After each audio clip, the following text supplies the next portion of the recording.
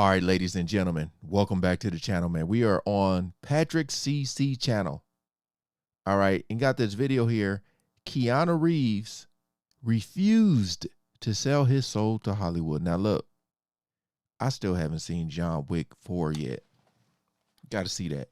But I know this brother is like one of the most quietest, humble. He's like, follow me. He's like the Tim Duncan of acting. If you guys know Tim Duncan, the NBA legend for the San Antonio Spurs, won like 5 championship rings. Really quiet. Look at some of the pictures of the clothes he wear, man. A lot of these people wear like all this fancy stuff. This dude would literally be in like some jorts, some sandals, t-shirts, receiving his MVP awards. All right.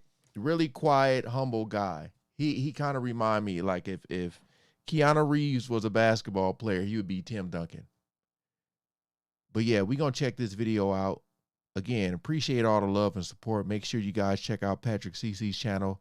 Got a lot of great videos with deep dive and documentary type narrating. So again, make sure y'all check him out. Shout out to all the good humans. We ain't going to waste no more time. Let's jump right into it. Most celebrities' lowest moments, biggest freakouts, or controversies draw the most interest from the general public. For Keanu Reeves, it's the total opposite. The more normal, down-to-earth, and humble he is, the bigger the response. In this 2011 video that has 16 million views, a woman backed her Mercedes SUV into Keanu Reeves' classic 1973 Norton Commando 750 motorcycle while the actor was inside a medical building. The Beverly Hills police showed up to document the incident. Keanu talks with them and the woman, just like any normal person would, and drives off after a couple of minutes. In this 2021 video, Keanu talks to his fans about his motorcycle. 8.3 million views, with people dissecting it like it's some kind of social experiment. I like the distance they keep. He does nothing to keep them at bay, but their respect shows in the way they stand back and give. I'm gonna swear I'm gonna try not to pause this video too much, but what I'm seeing from just these 2 clips or whatever is this brother ain't got like no security. And you know, that's huge, you know, because people can get crazy. But I feel like he's such a cool, humble guy that he brings in the energy that he gives out. Him space, and meanwhile he's smiling, talking, reaching out to them. He's doing nothing to push them away. In this 2015 video, Keanu walks through an airport in a hurry while stopping to take some photos with fans. He is flying commercial and has no bodyguards despite him being worth $350 million, 7.7 million views. Here's what Joe Rogan had to say about Keanu. That guy sits on the subway by himself.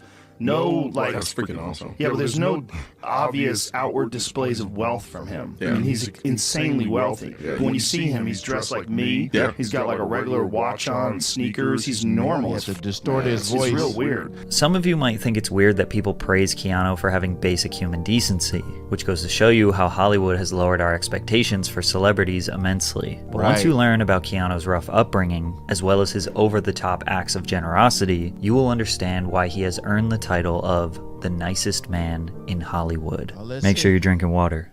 Keanu's father, Samuel Reeves, struggled with substance abuse, was in and out of prison for selling heroin until he ultimately abandoned his family when Keanu was just 3 years old, forcing his mother, Patricia, left to raise 2 children on her own, working tirelessly as a costume designer. Patricia married and divorced 4 different men during Keanu's upbringing. According to Keanu's sister, the revolving door of men had a substantial impact on their childhood. How we lived our lives depended on the man of the moment. Despite having numerous father figures growing up, the kids were on their own for the most part. Kim claims, "We never had anyone to play with us, to watch me riding horses or Keanu playing hockey." We all know that young men who grow up without stable father figures are more likely to grow up aggressive, angry, depressed, and often repeat the cycle of abandonment. Keanu was set up for failure from the very beginning.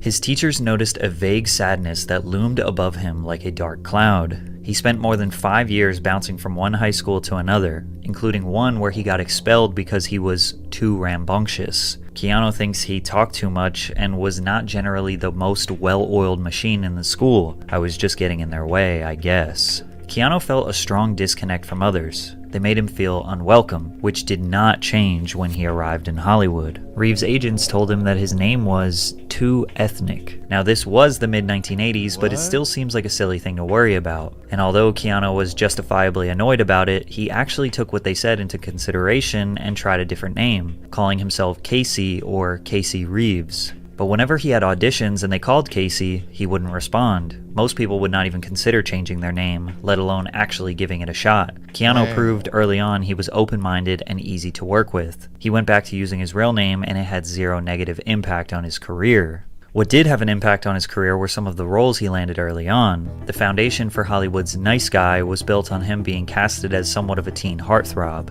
Young and handsome male actors often accrue fan bases of women who romanticize them as the perfect guy. First, he starred in NBC's Babes in Toyland, Act of Vengeance, and Brotherhood of Justice, as well as making his first motion picture appearances in the sports drama Youngblood and the low-budget romantic drama Flying. But when he met casting director Carrie Fraser, everything changed. He walked in the door and I went, "Oh my god, this is my guy." It was just because of the way he held his body. His shoes were untied, and what he was wearing looked like a young person growing into being a man. I was over the moon about him. His youth appeal earned him roles in dramas such as The Night Before, The Prince of Pennsylvania, and Permanent Record. But his big break came in 1989 with Bill and Ted's Excellent Adventure. Although the film received mixed reviews, it was a solid box office success, grossing $40 million against a $10 million budget. Reeves' portrayal as Ted Logan significantly boosted Keanu's Hollywood profile. Before getting the part, director Stephen Herrick screened between 200 and 300 actors for the main roles, requesting that each actor try out for both leading roles. Keanu was among the first to audition, and Herrick immediately set on casting him as Ted. When Keanu came in, he was one of the first. It was really kind of like, wow,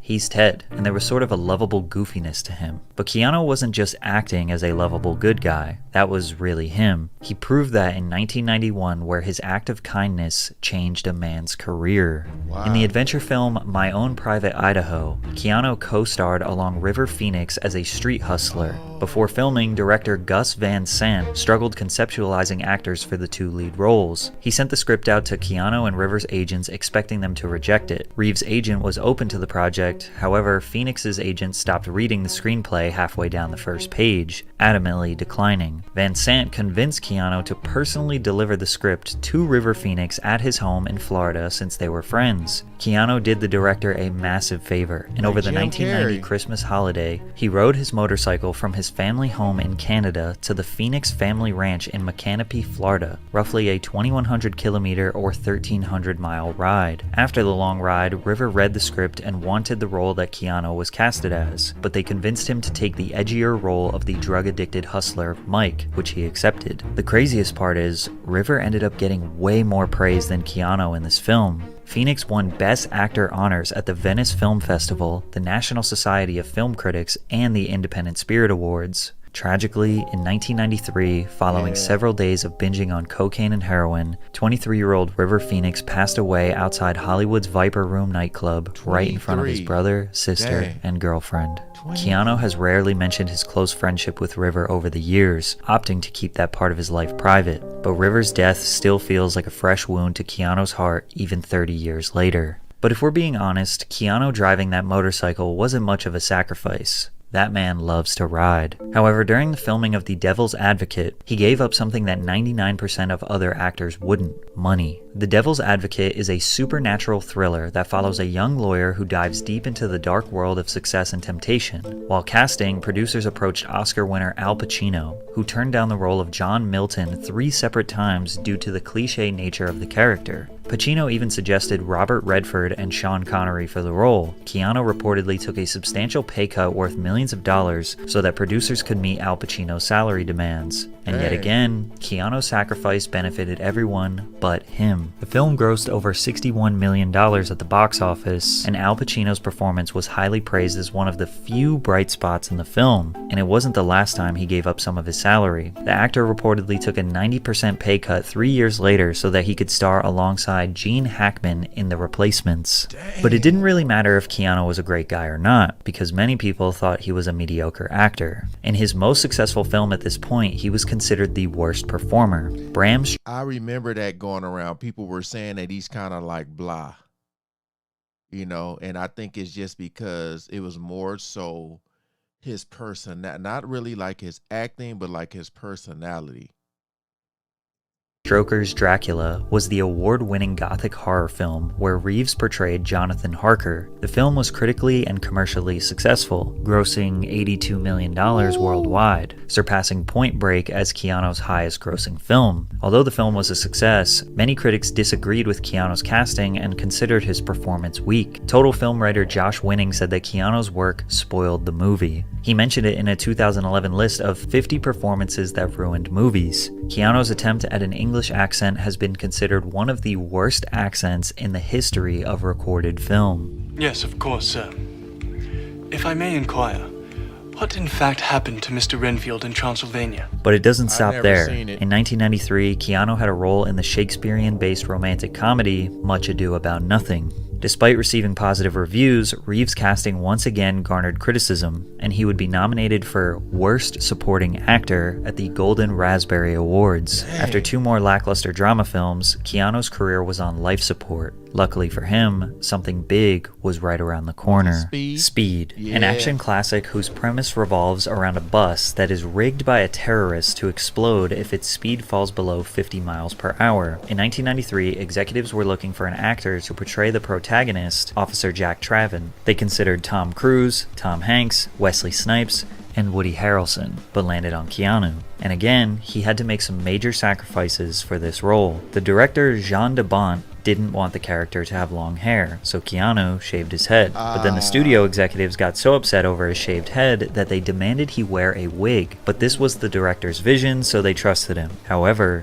there were more problems. De Bont didn't think Reeves looked strong enough. The thing with Keanu is that he looks very boyish. I didn't want him to be like a kid, and he loves to be like a kid. Keanu was yet again dedicated to completing a director's vision. He spent 2 months filling out his frame and getting in shape for the role. He was nervous in the beginning, then he got addicted to the adrenaline. This was only Keanu's second action film, but the hard work paid off big time. The summer of 1994 saw the release of Speed, which grossed $350 million on a $30 million budget, becoming the 5th highest grossing film of 1994 and winning 2 Academy Awards. And if you needed another reason to know how little Keanu cares about money, he turned down a $12 million offer to star in Speed 2, Cruise Control. Despite the original being his most successful project to date at that point in his career, it wasn't against any of the artists that were involved in the project. But at the time, I'm sure we've all had this kind of feeling sometimes when things just don't feel right, and that's how I was feeling. Because of this decision, Keanu was blacklisted by 20th Century Fox for a decade. It was okay when he sacrificed his own money,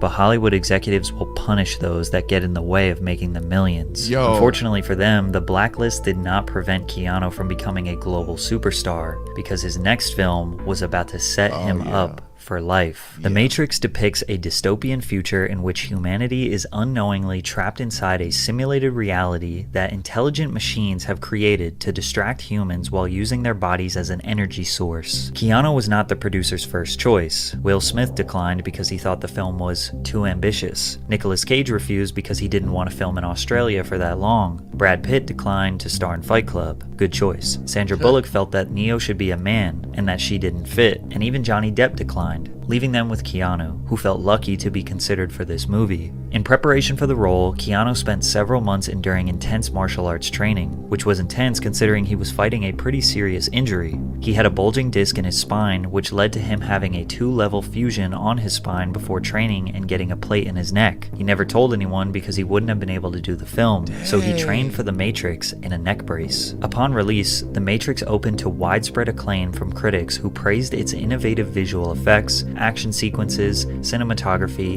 and entertainment value. It was a massive success at the box office, grossing over $460 million on a $63 million budget, becoming the highest grossing Warner Bros. Film of 1999 and the 4th highest grossing film of that year. Keanu reportedly made $14 million and the 4th highest. Trying to see what was the highest grossing film of that year. Keanu reportedly made $14 million for his role before scoring an extra $49 million after the film because of the box office success. The Matrix is a classic, And although Keanu was a successful actor before, he had officially secured legendary status with this film. As if his father's abandonment and losing his best friend wasn't enough pain inflicted on Keanu, he was about to face another tragedy immediately at the highest point in his life. Keanu and his girlfriend, Jennifer Syme, were expecting the birth of their first child. The baby was stillborn 8 months into Jennifer's pregnancy, which they found out on Christmas Eve in 1999. Suffering from postnatal depression and the grief of losing their child, the relationship didn't last as Keanu and Jennifer eventually split. They remained good friends and were on the verge of getting back together until Jennifer died in a tragic car accident in 2001, just one day after she'd met with Keanu. And even with this unfathomable amount of tragedy, Keanu remains strong and uses his grief as motivation to give to others, because shortly after this, Keanu started a cancer foundation. In 2009, Reeves revealed that he has a private foundation that's been running for 5 or 6 years, and it helps aid a couple of children's hospitals and cancer research. I don't like to attach my name to it, I just let the foundation do what it does. Where most celebrities try to indulge in their own moral grandstanding and pretentiousness when they do a good deed, Keanu kept it private for as long as possible, but his generosity doesn't stop there. During production of the sequel, The Matrix Reloaded, Keanu filmed a scene where his character Neo was involved in a battle fighting a bunch of clones of Agent Smith. The scene involved a dozen stuntmen who all acted as different Smiths in the scene. To thank them for their hard work, Keanu generously gave each member of the film's stunt team a brand new Harley-Davidson motorbike. And no, this wasn't the only time he ever gave gifts to cast members. Reeves gave his John Wick Chapter 4 stunt team personalized Rolex Submariner watches to thank them for their hard work. The watches were worth $10,000 each. He also took care of the Matrix Resurrection stunt team, booking them an all-expenses-paid trip to the premiere. As a token of his appreciation, Reeves took care of the private jet travel and hotel accommodations, premiere tickets, and even organized a special post-premiere brunch for invitees, among other gifts. It was reported by multiple news outlets that Keanu donated $31.5 million, or 70% of his Matrix money, to cancer research. However, the story is not true. Keanu Reeves did not donate 70% of his salary to charity, his publicist confirmed. The internet immediately ran with this narrative because anytime they can get an excuse to praise Keanu for his generosity, they will take it. And after all, it does seem like something he would do. Ironically, the gesture that got him the most praise and attention was by far the most simple and normal. In 2011, this video of Keanu on the New York City subway went viral. After noticing a woman carrying a hefty bag, he pointed to his seat and asked if she wanted to sit down. The woman accepted the offer, at which point Keanu got up to let her take the seat he was occupying. The video has more than 42 million views. Just the idea of him riding the subway instead of some limousine or having a personalized driver made people relate to the icon, let alone giving up his seat. Many photos of him with women went viral that point out his no touching policy. He was being coined a respectful king because he refuses to rest his hand on women while taking photos with them, and he rather just floats it a few inches away from their back. Most celebrities' dark side or controversies drive the most engagement. For Keanu, it's the total opposite. Viral Keanu news is him giving to homeless people, or spending time with them on the street, playing with puppies, showing a plush toy around China, or dropping genuine wisdom on us. What do you think happens when we die, Keanu Reeves? I know that the ones who love us will miss us. With all the pain Keanu has experienced, combined with the massive success he's had in Hollywood, he chose to remain a kind-hearted, humble man rather than a self-righteous narcissist. Most celebrities sell their souls for fame and fortune. Keanu uses his fame and fortune to help others. And although it may seem like he is over-celebrated for the smallest acts of kindness, Keanu Reeves has proved time and time again that he isn't a great guy by Hollywood standards. He is just a great human being. No. It's crazy because after watching John Wick, the first one, and I know that had to be tough because he lost someone in real life.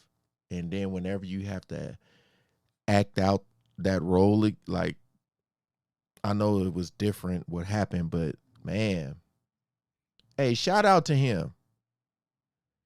Shout out to him.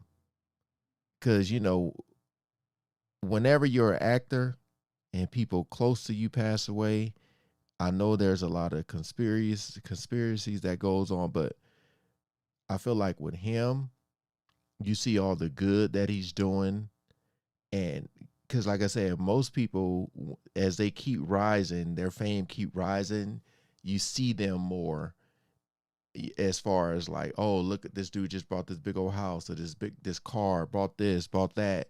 The fact that the more famous he get or the more money he make, he seems to like give away, that's amazing.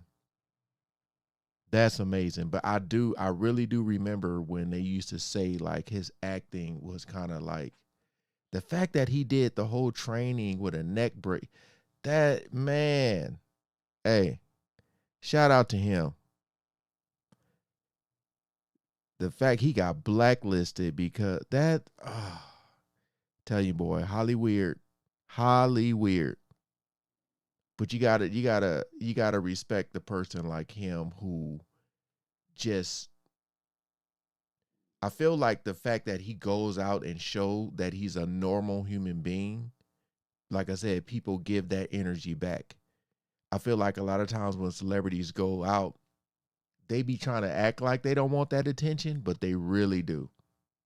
You know, when they're walking with security with their head down, moving all fast, they really like that. They try to seem like they don't, but they do. They do. But like him on a subway, him stopping, taking pictures, him, not putting his arm around, like, hey, shout out to him. And this was a great video. It was so much information that I had no clue about. So much. But again, appreciate you guys coming over and watching. I got to see John Wick 4. I got to see that. Wonder is that streaming yet? We'll see. Hey, shout out to Patrick CC, man. Peace out.